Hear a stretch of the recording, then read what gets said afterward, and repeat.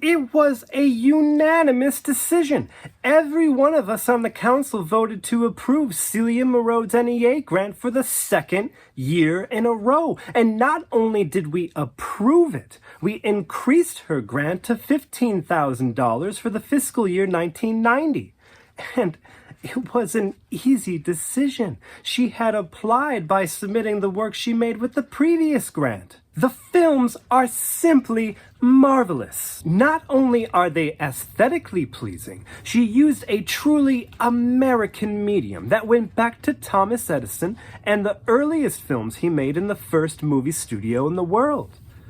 Yes, Edison's films were colorized in much the same way. When you watch an original hand-painted film from the Edison studio, such as Annabelle's Serpentine Dance, where a woman waves the arms of a billowy dress that constantly transform with vibrantly colorful flourishes, you are aghast that this was actually possible in 1895, and that many people saw this, really, before they'd even seen an automobile. But it was an art form that, at least in its original form, largely disappeared from the world.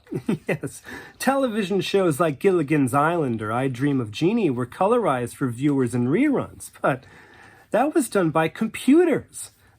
Gilligan and the Skipper certainly weren't hand-painted by anyone. Celia, on the other hand, was making work that felt grounded in both history and the future. The chairman of the National Endowment for the Arts, however, is a political appointee.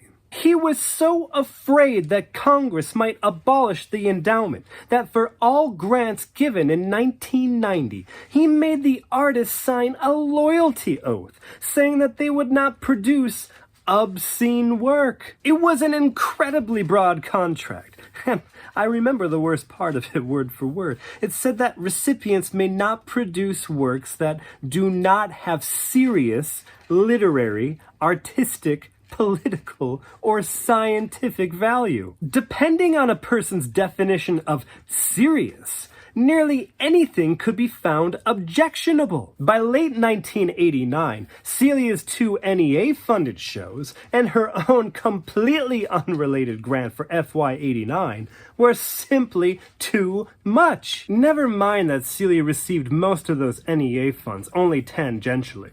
Maybe the NEA paid for her work to be shipped to St. Louis. Perhaps Celia's funding arrived through one of the museum's other major contributors. It didn't matter. Celia's crucifixion was included in a barrage of mailers sent to the American Family Association's membership across the country. The dates for each of the shows and her unrelated grant were included beneath the photos, as if to let members know that this is happening over and over again, even after they made a fuss about it. The mailer asked, "Why are you paying for Christianity to be mocked?" These mailers often said that this wasn't an issue of censorship, even though they censored her breasts in the Xeroxes. They contended that this was about taxes.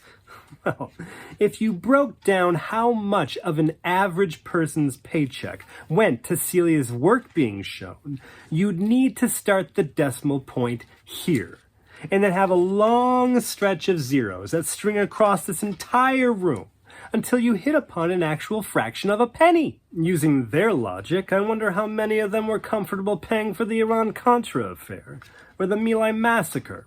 I won't say that Merode's work is any more or less controversial or pornographic than Piss Christ, or Annie Sprinkle's work, or Mapplethorpe's work. Frankly, I'm certain that the Mapplethorpe show in Cincinnati was shut down because the local men felt inadequate compared to the men in the photos, like Mr. 10.5. But I digress.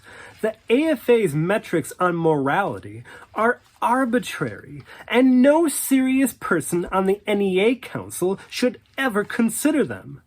The chairman, however, still had final say on what was awarded. The House and Senate were increasingly adamant about abolishing the NEA.